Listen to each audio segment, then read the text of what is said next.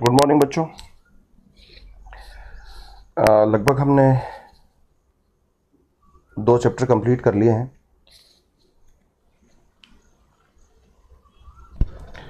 Life processes and control and coordination, और उसके बाद में हम एक अच्छे इंटरेस्टिंग और वैसे कहना चाहिए कि हल्के फुल्के चैप्टर पर आ गए हैं। हल्का फुल्का इसलिए कह रहा हूँ क्योंकि आपने प्रीवियस क्लासेस में इसको पढ़ा होगा, तो बहुत ज़्यादा एफर्ट्स की ज़रूरत नहीं है। आप बहुत अच्छे तरीके से इसको धीरे धीरे करके समझ जाएंगे। ठीक है, तो चलिए आइए हम स्टार्ट करते हैं हमारा नया चैप्टर, आवर एनवायरनमेंट। ठीक है, चैप्टर नंबर 13 होगा ये, और बायोलॉजी पोर्शन का है, इसलिए हम डिस्कस कर रहे हैं इसको, आवर एनवायरनमेंट। आइए इसके बारे में डिस्कस करते हैं। वैसे चलिए इस फ्रंट पेज के ऊपर भी मैंने कुछ चीज़ें आपके लिए इस चैप्टर को इंटरेस्टिंग बनाने के लिए कुछ चीज़ें यहाँ पर रखी थी। एनसीईआरटी के डायग्राम से हमारे पास में इस तरीके के डायग्राम आप बिल्कुल काफ़ी बहुत पहले से परिचित हैं, इसके बारे में देख चुके हैं आप। जैसे हम बात करें यहाँ पर, ये एक डाइट रिलेशनशिप दिखाई दे रहा है आपको कि जो ये पहला ऑर्गेनिज्म प्लांट है, इसको इंसेक्ट ने खाया, इंसेक्ट को फ्रॉग ने खाया, फ्रॉग को स्नेक ने खाया, स्नेक को ईगल ने खाया, है ना। इस तरीके से जैसे ये ग्रास को जो ग्रासेस हैं या जो प्लांट्स हैं, उन प्लांट्स को डियर खा सकता है, डियर को लॉयन खा सकता है। ठीक है, या फिर हम किसी डेजर्ट इकोसिस्टम में जाएं तो यहाँ पर देखें तो ये जो ज़ीरोफिटिक प्लांट्स है ना, इनमें इनको स्कॉर्पियो ने खाया, या फिर उसके बाद स्कॉर्पियो को किसी बड़े अदर एनिमल ने खाया, और उसके बाद फिर वो जो है टॉप कार्निवोर्स या जो है वो उसको ईट करता है। तो इस तरीके का जब हम रिलेशनशिप देखते हैं तो ये एक चेन बनती है, that is called as food chain. ठीक है, इसमें एक डेफिनेट लाइन में जो ऑर्गेनिजम्स होते हैं उनके बीच में एक डाइट रिलेशनशिप दिखता है। तो ये फूड चेन है, काफ़ी परिचित हैं आप इससे। लेकिन जब हम यहाँ पर सर्टिनिटी ना हो कि जैसे इस ग्रास को इस एनिमल ने खाया, ठीक है, या रैबिट ने खाया, और अब रैबिट को कोई भी खा सकता है, कोई भी कॉर्निवोर खा सकता है, और लॉयन भी खा सकता है ना, या कोई दूसरा कॉर्निवोर है तो वो भी इसके ऊपर अटैक कर सकता है, उसको खा सकता है। तो जब यहाँ सर्टिनिटी नहीं होती है कि इस ट्रॉपिक लेवल को कौन सा ट्रॉपिक लेवल जो है वो ईट करेगा, तो ऐसी कंडीशन में एक वेब लाइक स्ट्रक्चर बन जाता है, उसको हम फूड वेब कहते हैं। ठीक है, अब यहाँ पर जब हम यही जो फूड चेन है, इस फूड चेन को हम इस तरीके से प्रेजेंट करते हैं।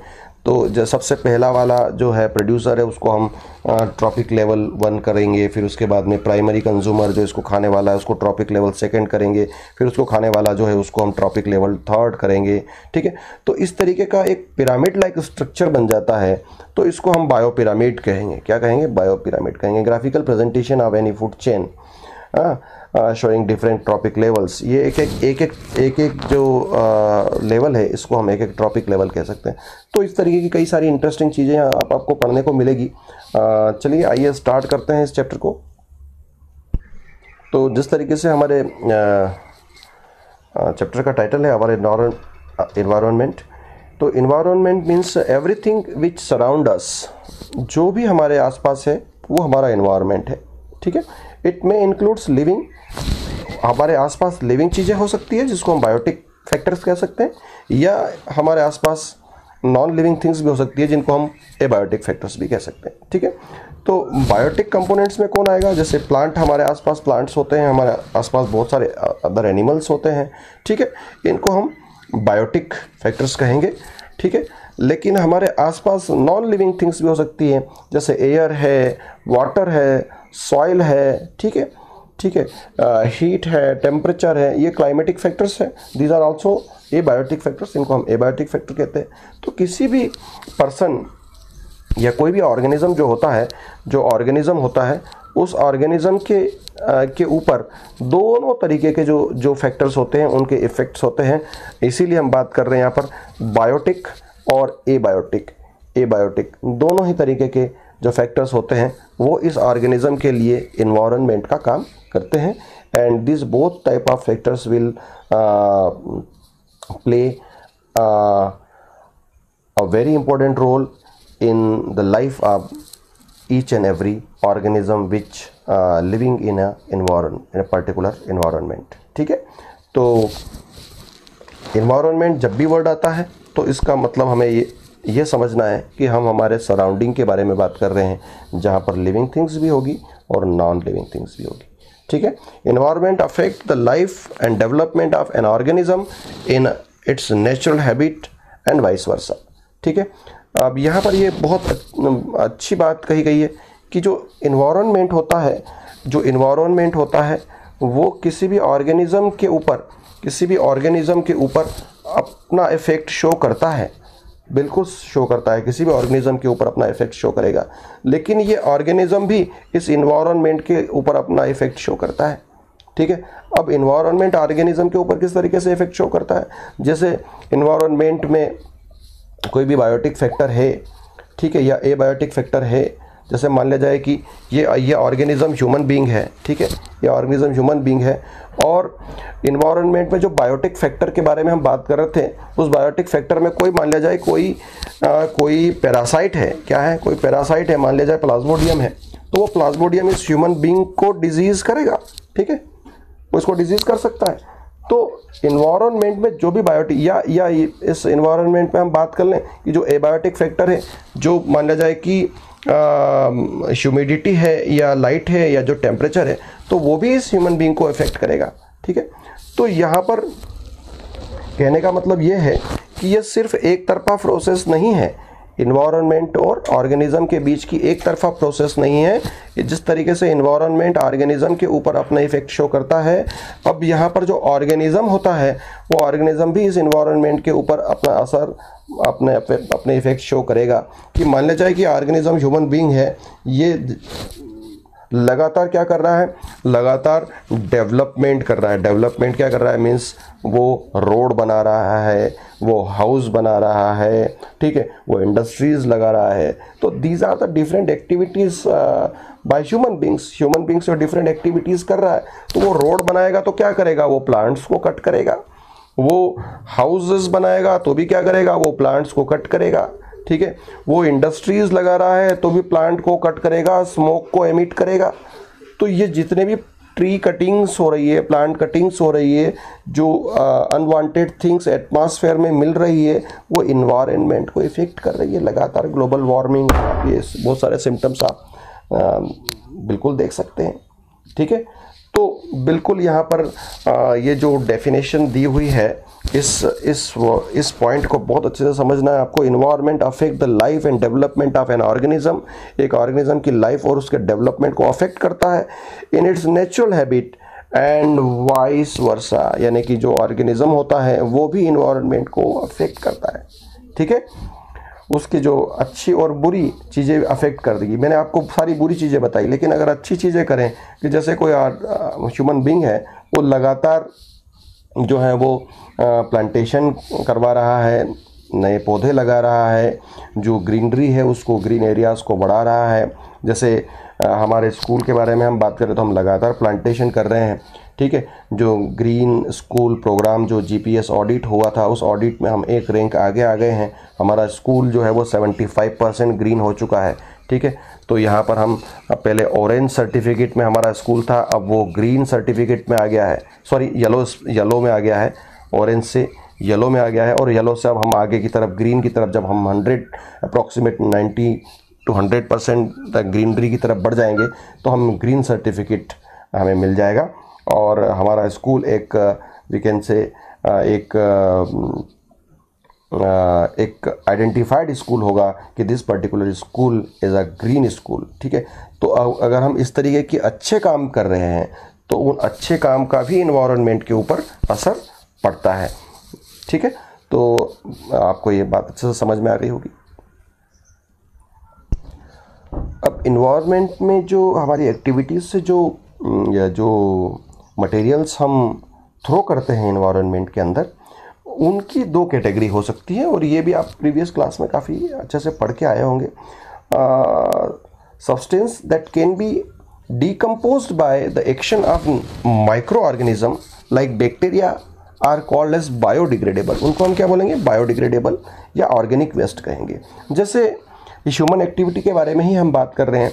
ह्यूमन एक्टिविटी जैसे हमारे किचन से कुछ जो वेस्ट निकलता है, जो पील्स ऑफ वेजिटेबल्स है ना, या चाय की पत्ती जो उबालने के बाद जो बच जाती है वो, या इस तरीके की जो जैसे हमने फ्रूट्स खाए तो फ्रूट्स के जो छिलके होते हैं वो है ना, बनाना खाया, बनाने का जो पिल है वो, या इस तरीके की जो भी चीज़ें हैं, अगर वो बैक्टीरिया के थ्रू बायोडिग्रेड हो जाती है, डिकम्पोज हो जाती है, तो such kind of waste is called as biodegradable, या जिसको हम ऑर्गेनिक वेस्ट कह सकते हैं।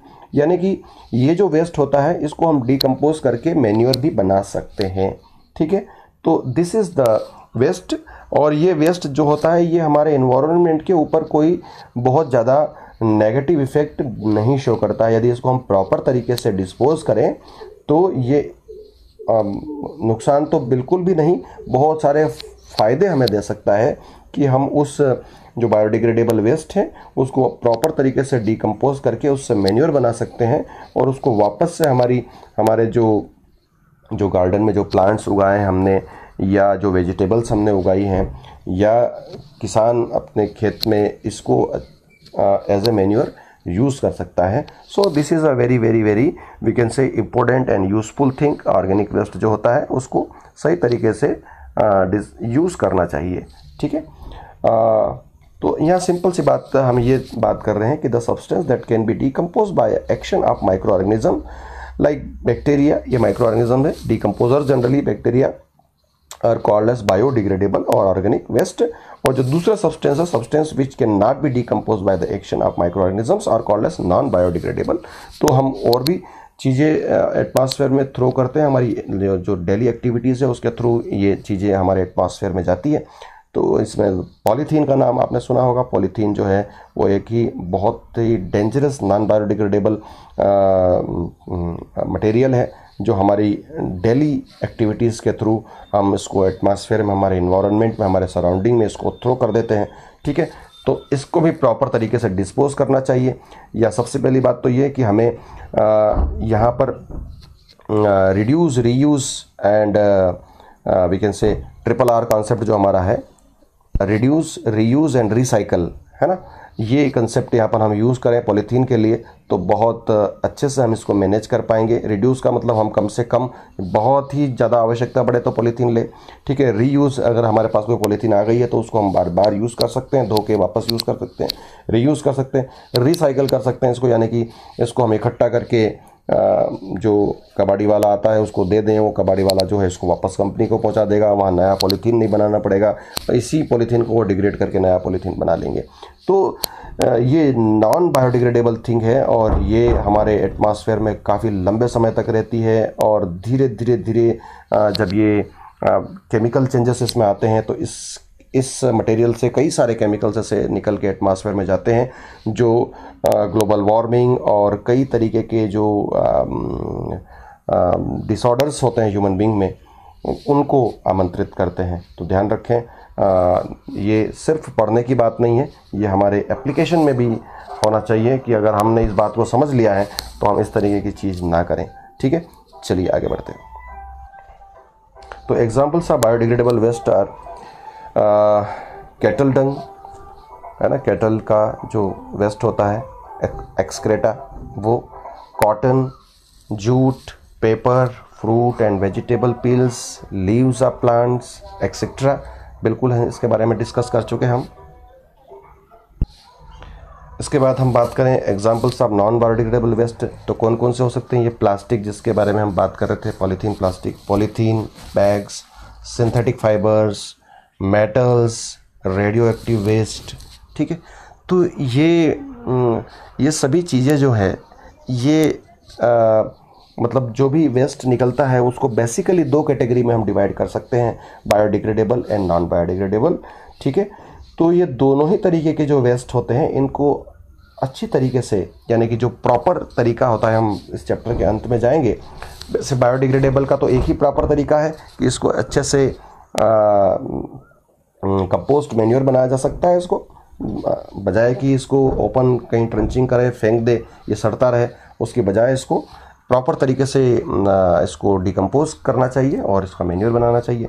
लेकिन जो नॉन बायोडिग्रेडेबल वेस्ट है उनके लिए कई सारे तरीके हैं जिससे हम इनको अच्छे प्रॉपर तरीके से इनको मैनेज कर सकते हैं और हमारे इन्वायरमेंट को बचा सकते हैं। ठीक है, चलिए आगे आते हैं। तो जो इकोसिस्टम होता है वो इकोसिस्टम के बारे में हम बात करें तो ecosystem is consist of 2 types of components, है ना। इकोसिस्टम का मतलब यही है कि जो हमारे आसपास की जो सराउंडिंग है वो हर जगह पर, जैसे हम एरिया चेंज करते हैं तो वहाँ के जो बायोटिक और एबायोटिक फैक्टर्स जो होते हैं वो चेंज हो जाते हैं। ठीक है, तो कई तरीके के इकोसिस्टम, अब जब हम डेजर्ट में जाएंगे तो वहाँ के इकोसिस्टम अलग होगा, जब हम ग्रासलैंड में जाएंगे तो वहाँ पर इकोसिस्टम अलग होगा, क्योंकि वहाँ पर डेजर्ट में जाएंगे तो वहाँ पर जो हमारे प्रोड्यूसर्स होंगे वो वहाँ पर जो जीरोफिटिक प्लांट हो जाएंगे, ग्रासलैंड में जाएंगे तो वहाँ हमारे प्रोड्यूसर्स कौन हो जाएंगे, ग्रासेस हो जाएगी, जब हम फॉरेस्ट में जाएंगे तो वहाँ प्रोड्यूसर कौन हो जाएंगे, हमारे फॉरेस्ट हो जाएंगे।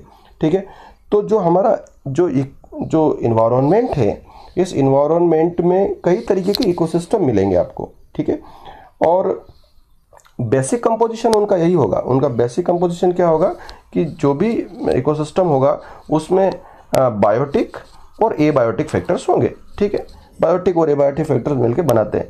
लेकिन जब हम एक डेफिनेट जगह पर चले जाते हैं, जैसे हम ओशन के बारे में बात कर लें तो वो एक अलग इकोसिस्टम हो गया।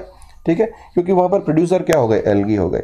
ग्रासलैंड में गए तो भाई प्रोड्यूसर जब अलग हो जाएंगे तो फिर कंज्यूमर भी अलग हो जाएंगे, मतलब कंज्यूमर भी उस पर्टिकुलर जगह पर रहने वाले लोग वो कंज्यूमर हो जाएंगे। ठीक है, इसी तरीके से ग्रासलैंड में हम चले जाएंगे तो वहाँ पर प्रोड्यूसर ग्रासलैंड, फिर उसको खाने वाला इंसेक्ट, वो उसके बाद फ्रॉग के बाद स्नेक, वो ऐसा आ जाएगा। हम जीरोफिटिक में जाएंगे तो वहाँ पर जीरोफिटिक प्लांट्स आ जाएंगे, स्कॉर्पियो आ जाएगा, इस तरीके का वहाँ पर इकोसिस्टम सब जगह पर अलग अलग हो जाएगा। ठीक, ग्रासलैंड इकोसिस्टम के बारे में बात करेंगे, सॉरी क्रॉप इकोसिस्टम के बारे में बात करेंगे तो वहाँ जो क्रॉप है वो हमारा प्रोड्यूसर्स हो जाएंगे। ठीक है, उसको खाने वाले इंसेक्ट, उनको खाने वाले फिर बर्ड्स वगैरह वगैरह। ठीक है, तो जो एक इन्वायरमेंट होता है उस इन्वायरमेंट में कई तरीके के इकोसिस्टम आपको देखने को मिलेंगे। ठीक है, तो उसके बारे में हम बात कर रहे हैं कि all the interacting living organisms in a area, किसी पर्टिकुलर एरिया में जो इंटरेक्टिंग लिविंग ऑर्गेनिजम्स हैं together with non living components, जो लिविंग और नॉन लिविंग कंपोनेंट्स के बीच में जो इंटरेक्शन हो रहा है, फॉर्म इकोसिस्टम, वो एक इकोसिस्टम बनाते हैं। So an ecosystem consist of both biotic and abiotic factors, है ना। कंपोनेंट्स लाइक बायोटिक में कौन कौन से आ जाएंगे, बायोटिक में जितने भी लिविंग बींग्स हैं वो आ जाएंगे। ठीक है, प्लांट्स भी आ जाएंगे और जो है ह्यूमन बींग्स भी आ जाएंगे, अदर एनिमल्स भी आ जाएंगे, इंसेक्ट भी आ जाएगा, बैक्टीरिया भी आ जाएगा। ठीक है, तो वो सब बायोटिक फैक्टर हो जाएंगे। लेकिन एबायोटिक फैक्टर्स में कौन आ जाएगा, टेम्परेचर आ जाएगा, रेनफॉल हो जाएगा, विंड आ जाएगा, सॉइल आ जाएगा, वाटर आ जाएगा, ये सब एबायोटिक फैक्टर्स हो जाएंगे। जो आपके आसपास नॉन लिविंग थिंग्स हैं, दीज आर एबायोटिक फैक्टर। तो जो हमारा इन्वायरमेंट होता है इसमें कई तरीके के इकोसिस्टम होते हैं, and the common thing between all the ecosystem is every ecosystem is consist by a biotic and a non biotic factors, abiotic factors जिसके बारे में हम बात करें। ठीक है, तो अब इकोसिस्टम पहले हम बात कर लें, कंपोनेंट्स के बारे में बात कर लें। तो कंपोनेंट्स के बारे में हम यहाँ एक स्लाइड हमारी ये है, देखें इसमें कि जैसे components of an ecosystem, components of ecosystem कौन सा होगा, एबायोटिक कंपोनेंट्स। तो इसमें क्या जितने भी नॉन लिविंग थिंग्स हैं उनके बारे में बात लिख सकते हैं आप, air, water, land, temperature, rainfall, wind, etcetera etcetera. दूसरा कंपोनेंट कौन होगा, बायोटिक कंपोनेंट होगा। ठीक है, अब बायोटिक में जितने भी लिविंग बींग्स होते हैं, प्लांट्स एंड एनिमल्स के बारे में बात करें तो यहाँ पर प्रोड्यूसर मतलब प्लांट्स जो फोटोसिंथेसिस करके फूड बनाने वाला है बायोटिक कंपोनेंट में, वो है प्रोड्यूसर को खाने वाले कंज्यूमर्स, फिर कंज्यूमर को हम प्राइमरी, सेकेंडरी, टर्शियरी कंज्यूमर में डिवाइड कर सकते हैं। ठीक है, जैसे यहाँ पर भी हमने डिवाइड किया कि हार्बीवोरस, भाई जो सिर्फ ग्रास को ही खाता है वो हार्बीवोरस। ठीक है, दूसरा जो है वो कॉर्निवोरस, जो सिर्फ we can say other animals को खाता है, फ्लैश ईटिंग एनिमल्स है, वो कॉर्निवोरस हो जाएगा। ठीक है, ओमनी का मतलब होता है बोथ, ठीक है, जो हार्बीवोरस को भी खा ले, जो कॉर्निवोरस को भी खा ले, वो ओमनिवोरस। अब हार्बीवोरस का एग्जांपल अगर हम सिंपल सा यहाँ बात करें तो हार्बीवोरस का एग्जांपल क्या है भाई, जितने भी हर्ब खाने वाले जो एनिमल्स है, जैसे गॉट हो गया, काऊ हो गया, ठीक है, तो वो हार्बीवोरस हो गए। कॉर्निवोरस कौन हो गया, जो सिर्फ फ्लेश को खाता है, ठीक है, तो जैसे लॉयन हो गया, टाइगर हो गया, है ना, वो कॉर्निवोरस हो गए। ओमनिवोरस कौन हो गया, ह्यूमन बीइंग, जो दोनों ही खा लेता है, ठीक है। एंड पैरासाइट्स, यहाँ डिकम्पोजर वर्ड लिखना चाहिए, डिकम्पोजर, तो सॉरी, हाँ ये पैरासाइट्स यहाँ लिख लें, डिकम्पोजर हम यहाँ पर आ जाएंगे। तो पैरासाइट, ठीक है, तो पैरासाइट का मतलब these are the living beings depends on other living beings, यानी कि ये पैरासाइट इस हार्बीवोरस से भी अपना न्यूट्रिशन ले सकता है, ये कार्निवोरस से भी अपना न्यूट्रिशन ले सकता है, या ओमनिवोरस से भी न्यूट्रिशन ले सकता है, ठीक है। And the last one is what, decomposer is also most important biotic factor. It is also known as, decomposer also known as the scavenger of the ecosystem. Ecosystem के स्कैवेंजर हैं ये, सफाई कर्मी हैं, ठीक है। जितने भी डेड ऑर्गेनिक मैटर होते हैं, जो प्लांट और एनिमल्स और जो डेड हो जाते हैं, उनकी बॉडी को डिकम्पोज करने का काम करते हैं, ठीक है। तो ये भी बहुत इंपॉर्टेंट बायोटिक फैक्टर है, बहुत इंपॉर्टेंट फैक्टर, बहुत ही इंपॉर्टेंट बायोटिक फैक्टर है ये, ठीक है। चलिए आगे बढ़ते हैं। अब हम इकोसिस्टम के बारे में बात कर लें, तो इकोसिस्टम के टाइप्स के बारे में बात, अभी हमने इकोसिस्टम के कंपोनेंट्स के बारे में बात किया था, अब इकोसिस्टम के टाइप्स के बारे में बात कर लें। तो पहला है मैन मेड इकोसिस्टम, है ना। अगर ये स्लाइड आपको धुंधली लग रही हो तो आप मेरी बात को सुन के भी लिख सकते हैं। तो पहला है मैन मेड इकोसिस्टम और दूसरा है नेचुरल इकोसिस्टम। अब मैन मेड इकोसिस्टम का मतलब वो कि जो इकोसिस्टम ह्यूमन बीइंग ने बनाया है, ठीक है। तो इसमें क्रॉप प्लांट, यानी कि जो कल्टीवेटेड एरिया होता है, वो इंसान खुद तैयार करता है, किसान खुद तैयार करता है, तो उसको हम मैन मेड इकोसिस्टम कहेंगे।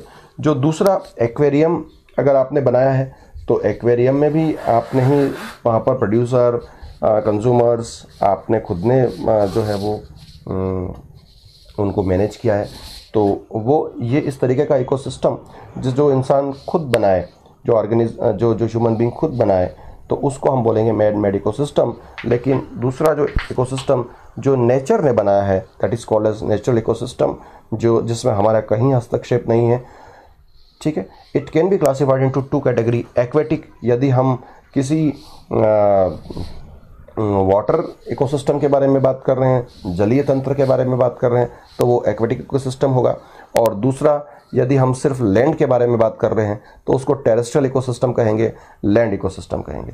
अब एक्वेटिक इकोसिस्टम को फर्दर हम दो पार्ट में क्लासिफाइड कर सकते हैं। मेराइन इकोसिस्टम, यानी कि हम जब समुद्र के बारे में बात कर रहे हैं, ओशन के बारे में बात कर रहे हैं, सी के बारे में बात कर रहे हैं, तो वो इकोसिस्टम जो होगा उसको हम मेराइन इकोसिस्टम के बारे में बात करेंगे। The ecosystem of salty water, ठीक है, तो वो मेराइन इकोसिस्टम हो जाएगा। Sea ecosystem and ocean ecosystem are the example of marine ecosystem. जब हम दूसरे टाइप में जाते हैं एक्वेटिक इकोसिस्टम में, तो it can B fresh water ecosystem. Fresh water ecosystem हो सकता है, और यहाँ इसके एग्जांपल्स हो सकते हैं river ecosystem, lake ecosystem, pond ecosystem, और we can say pool ecosystem, ठीक है। So these are the aquatic type of ecosystem, ठीक है। दूसरा हम टेरेस्ट्रियल इकोसिस्टम के बारे में बात कर लेंगे। तो टेरेस्ट्रियल में फॉरेस्ट इकोसिस्टम हो जाएगा, डेजर्ट इकोसिस्टम हो जाएगा, ग्रासलैंड इकोसिस्टम हो जाएगा, जिसके बारे में मैंने अभी अभी आपसे बात की है, ठीक है। तो यहाँ पर ये जो हमारा इकोसिस्टम है, यानी कि जो इन्वायरमेंट है, उस इन्वायरमेंट में हम जब एक डेफिनेट दूरी पर चले जाते हैं, तो वहाँ के क्लाइमेट में चेंज आ जाता है, यानी कि वहाँ के बायोटिक और एबायोटिक फैक्टर में चेंजेस आ जाते हैं। और उन बायोटिक और एबायोटिक फैक्टर में चेंजेस आने से जो टाइप ऑफ इकोसिस्टम है वो भी चेंज हो जाता है, ठीक है। तो ये सभी इकोसिस्टम है तो हमारी इस धरती के ऊपर ही है, ठीक है। या तो मतलब यहाँ पर हाइड्रोस्फीयर, लिथोस्फीयर और एटमॉस्फेयर ही इंक्लूड है, लेकिन हर जगह का क्लाइमेटिक कंडीशंस अलग होते हैं, हर जगह प्रोड्यूसर्स अलग होते हैं, हर जगह उन प्रोड्यूसर के बेसिस पे कंज्यूमर्स अलग हो जाते हैं, ठीक है, डिकम्पोजर्स अलग हो जाते हैं। तो हमें इस तरीके से इन इकोसिस्टम को भी क्लासिफाइड करना पड़ेगा, ठीक है। तो एबायोटिक फैक्टर्स के बारे में तो हम अच्छे से पढ़ चुके हैं। सिंपल सा इसको डिफाइन करना है कि जो नॉन लिविंग थिंग्स होती हैं किसी भी इकोसिस्टम में, उनको हम एबायोटिक फैक्टर्स कह सकते हैं। ये एयर हो सकता है, वाटर हो सकता है, लैंड हो सकता है, ह्यूमिडिटी हो सकता है, टेम्परेचर हो सकता है, लाइट हो सकता है, सॉइल हो सकता है, वाटर हो सकता है, ठीक है। तो ये एबायोटिक फैक्टर्स हो गए, एबायोटिक कंपोनेंट्स हो गए। लेकिन बायोटिक कंपोनेंट्स को हमने जो लिविंग बींग्स होते हैं किसी भी इकोसिस्टम में, उनको हम बायोटिक कंपोनेंट्स कहते हैं। इनको फर्दर हमने प्रोड्यूसर्स, कंज्यूमर और डिकम्पोजर में क्लासीफाइड किया है। तो प्रोड्यूसर्स को बेसिकली वैसे तो हम डिस्कस कर चुके। All green plants, blue green algae can produce their food. जो भी फोटोसिंथेसिस कर सकते हो, ग्रीन प्लांट्स हो, ब्लू ग्रीन एल्गी हो, हालांकि इनको हम बैक्टीरिया कहते हैं, cyanobacteria. Blue green algae are called as cyanobacteria, but these are the organisms those can take part in photosynthesis and they produce their food themselves। तो ये producers हैं, ठीक है। प्रोड्यूसर मतलब जो अपना फूड खुद बना लेते हो, ठीक है। शुगर या स्टार्च का फॉर्मेशन खुद कर लेते हो, उनको हम प्रोड्यूसर कहेंगे। From organic substances using sunlight, ठीक है ना। इनके पास में जो ऑर्गेनिक सब्सटेंसेस होते हैं, कार्बन होता है, कार्बन डाइऑक्साइड होता है, वाटर मॉलिक्यूल्स होते हैं, उसको लेकर या सनलाइट की प्रेजेंस में अपना फूड जो होता है वो खुद सिंथेसाइज कर लेते हैं। हमने लाइव प्रोसेसेस के चैप्टर में पढ़ा है, ठीक है, जिसमें हमने ऑटोट्रॉपिक न्यूट्रिशन के बारे में पढ़ा था। तो जितने भी प्रोड्यूसर जो ऑटोट्रॉपिक न्यूट्रिशन, जो भी ऑर्गेनिज्म ऑटोट्रॉपिक न्यूट्रिशन करता है वो हमारा प्रोड्यूसर होगा, ठीक है। और उसके बाद में हम जो नेक्स्ट कैटेगरी चलेंगे तो वो आएगा कंज्यूमर। अब कंज्यूमर का मतलब ये कि जो डायरेक्टली और इनडायरेक्टली प्रोड्यूसर्स के ऊपर डिपेंड हो, तो उसको हम बोल देंगे कंज्यूमर, ठीक है। अब ये कंज्यूमर क्या हो सकता है? हार्बीवोरस भी हो सकता है, जिसको हम सिंपली ग्रास ईटर कहेंगे। क्या कहेंगे? ग्रास ईटर, जो घास को खाने वाला। काऊ हो गया, डियर हो गया, गॉट हो गया, ठीक है। इसके बाद में जो next one is what, carnivorous, जो कि फ्लैश ईटर है, फ्लैश को खाने वाला, लॉयन, टाइगर, ठीक है। फिर नेक्स्ट हम कैटेगरी में चले पैरासाइट्स। तो ये पैरासाइट जो लिविंग जो ऑर्गेनिजम्स होते हैं उनके ऊपर डिपेंड होते हैं और लिक्विड फॉर्म में अपना फूड मटेरियल लेते हैं, ठीक है। तो ऐसे ऑर्गेनिजम्स को हम बोलते हैं पैरासाइट, और जिस ऑर्गेनिज्म के ऊपर ये डिपेंड है उसको हम बोलते हैं होस्ट। तो यहाँ पर होस्ट पैरासिटिक रिलेशनशिप मेंटेन करते हैं और उसके थ्रू ही अपने फूड को लेते हैं, लेकिन they always get their food in a liquid form, ठीक है। और इसके बाद में ये ओमनीवोरस, वैसे herbivorous, carnivorous, omnivorous, then parasite आना चाहिए, कोई बात नहीं। तो ओमनी का मतलब होता है all, feed on both plants and flash, plant भी खा लेते हैं और फ्लैश भी खा लेते हैं। क्रो का एग्जांपल यहाँ पर दिया हुआ है। ह्यूमन बीइंग इज आल्सो, लेकिन ह्यूमन बीइंग वो कई बार नहीं भी माना जाता है। क्यों? क्योंकि वो जो फ्लैश खाता है वो फ्लैश वो पका कर खाता है, ठीक है। अगर कच्चा खाता तो हम उसको एक्चुअली क्या बोलते हैं कि दिस इज़ व्हाट ओमनीवोरस, ठीक है। तो वो पका कर खाता है उसको, इसलिए ना भी उसको हम बोले तो crow is the best example. Crow को हम बेस्ट एग्जांपल दे सकते हैं। सो कंज्यूमर्स के बारे में हम बात करते हैं। कंज्यूमर्स में कौन किसको इंक्लूड करेंगे हम? कंज्यूमर्स में इंक्लूड करेंगे कि all the biotic factors, biotic components which depends on producers for getting their foods are called as consumers. Consumers includes organisms which depends on the producers, their either directly or indirectly for their sustenance. Consumers depends on others for food. ये others यानी कि plants के ऊपर depend करते हैं। इसके बाद हम बात करें डीकम्पोजर्स के बारे में बात कर लें तो डीकम्पोजर्स कौन होंगे यहाँ पर? वो होंगे फंगी होंगे, बैक्टीरिया होंगे, विच ब्रेक डाउन या decompose the dead organic matter से प्लांट्स और एनिमल्स जो मर जाते हैं उनको डीकम्पोज करने का काम करते हैं, उनको सिंप्लीफाइड करने का काम करते हैं, उनको रिसाइकल करने का काम करते हैं, हमारी अर्थ को साफ करने का काम करते हैं।